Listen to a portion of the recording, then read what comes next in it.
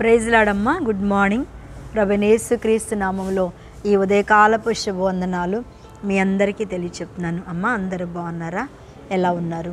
ఏమ్మా చక్కగా ఎందుకో విచారంగా కనిపిస్తున్నావు? ఎందుకమ్మా? ఏమ్మా ఏమైంది? బాధగా ఉందా? వేదనతో ఉన్నావా? ఏదైనా సమాధానం లేకుండా కన్నీరు కారుస్తావేమో? బాధపడబాకు. ప్రభువైన యేసే మనకు ఉన్నాడు. ఆయనే మనల్ని పుట్టించెను, ఆయనే మన కష్టాలను తీర్చెను, ఆయనే మనకి తోడై ఉండెను. ఆమేన్. హల్లెలూయా. ఈరోజు దేవుని యొక్క వాగ్దానము యిర్మీయా గ్రంథము 33వ అధ్యాయము 40వ వచనాన్ని నేను చదువుతున్నాను. దేవునికి మహిమ కలుగును గాక. నేను వారికి మేలు చేయుట మానకుండునట్లు నిత్యమైన నిబంధనను వారితో చేయుచున్నాను. దేవుడు చూడండి, దేవుణ్ణి నమ్మిన వారిని, దేవుణ్ణి ప్రేమించే వారిని, దేవుని కార్యము కొరకు ఎదురు చూసేవారికంట దేవుడు ఎప్పుడు కూడా ఏం చేస్తాడంటే ఆయన మేలు చేయుట మానడంట. దేవునికి స్తోత్రం. ఈరోజు దేవుడు దేవుని నమ్మిన వారికి మేలు చేయక ఎవరికైనా మేలు చేయకుండా ఉన్నాడా? చెప్పండి. మన దేవుళ్ళలోకి వచ్చినాక, మనం దేవుని చేత దీవించబడ్డాక, మనం దేవుని చేత ఆశీర్వదించబడ్డాక నాకు దేవుడి మేలు చేయలేదు అనడానికి వీల్లేదు. ఎందుకంటే ఆయన అన్నిటి విషయాల్లో ఒక విషయంలో చేయకపోయినా రెండో విషయంలో ఖచ్చితంగా ఆయన మనకి మేలు చేస్తాడు. ఆ ఒక్క విషయం ఎందుకు చేయడు అని మనం అనుకున్నట్టయితే అది మన జీవితంలో అది ముళ్ళుగా మన జీవితంలో ఉండటం వలన మనం ఎక్కువగా ప్రార్థనలో ఉంటాం, ప్రార్థన మీద ఆధారపడతాం, ప్రభు కొరకు ఎదురు చూస్తాం. అందుకనే కావాలని ఆయన మనం అడిగేదాన్ని ఆపు చేసి మనం అడగనివన్నీ ఆశీర్వాదాలతో మేలు చేస్తూ దేవుడు వాటిని మన జీవితంలో నింపుతాడు.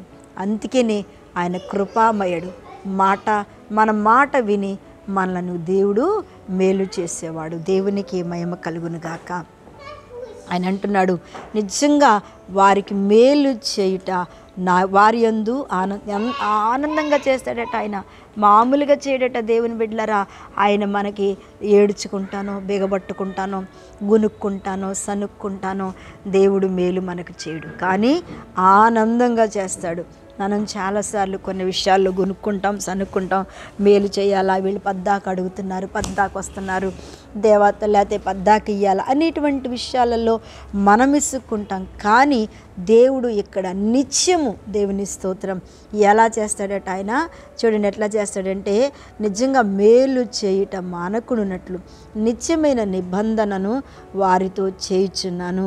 వారు నన్ను విడవకుండునట్లుగా వారి హృదయములో నా ఎడల భయభక్తులు పుట్టించేదను. రెండోది, మనలను వదలకుండా దేవుడు ఏంటంట, మనల్ని వదలకుండా మన హృదయంలో భయభక్తులు పుట్టిస్తాడట. నిజంగా ఒక కార్యం జరగలేదని బాధపడితే వెంటనే రెండవ కార్యం జరిగిపోతుంటుంది. అప్పుడు మనకు అమ్మో పర్వాలేదు, దేవుడు నన్ను జ్ఞాపకం చేసుకుంటున్నాడు అనేటువంటి తేలికైన హృదయము, తెలివైన మనస్సు దేవుడు మనకి వెంటనే ఆయన అనుగ్రహిస్తాడు.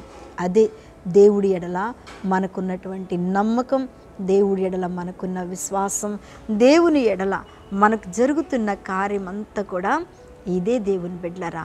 అందుకనే ఆయన చక్కగా చెప్తున్నాడు, నా ఎడల భయభక్తులు. నిజంగా నీ భయము, నీ భక్తి నీకు దేవుడు మేలు చేశాడు. మేలు చేయకుండా ఉండడు. ఈ వాక్యం వింటున్న దేవుని బిడ్డ, ఆయన మన కొరకు ఎప్పుడు మేలు చేయడానికి సంతోషిస్తాడు. ఆయన మేలు చేయడానికి వెనకాడడు. ఆయన దుఃఖపడేవాడు కాదు. మీకెందుకు చేయాలి, నేను వేరే వాళ్ళకి చేస్తాను అనే మనస్తత్వం ఆయనలో లేనే లేదు. అందుకని అన్నాడు, వారికి మేలు చేయుటకు వారి యందు ఆనందించున్నాను. ఎలా చేస్తాడట? నా పూర్ణ హృదయముతోను, నా పూర్ణాత్మతోను ఈ దేశంలో నిశ్చయముగా వారిని నాటేదను. నా పూర్ణ మనస్సుతో, నా పూర్ణ హృదయముతో నిశ్చయముగా వారిని నేను నాటేదను. నాటుతాడట. అబ్బా, నాటితే మన దొడ్లో నాటుకున్న మొక్కలు ఎంత పైకి వస్తుంటే సంతోషిస్తాం మనం చెప్పండి. మన దొడ్లో ఒక మొక్క పెట్టామంటే, నిజంగా మనం ఒక దొడ్లో ఒక పూల మొక్క పెట్టామంటే, ఒక కాయగూర పెట్టామంటే అవి రోజు చూస్తూ ఉంటాం, రోజు నీళ్ళు పోస్తూ ఉంటాం.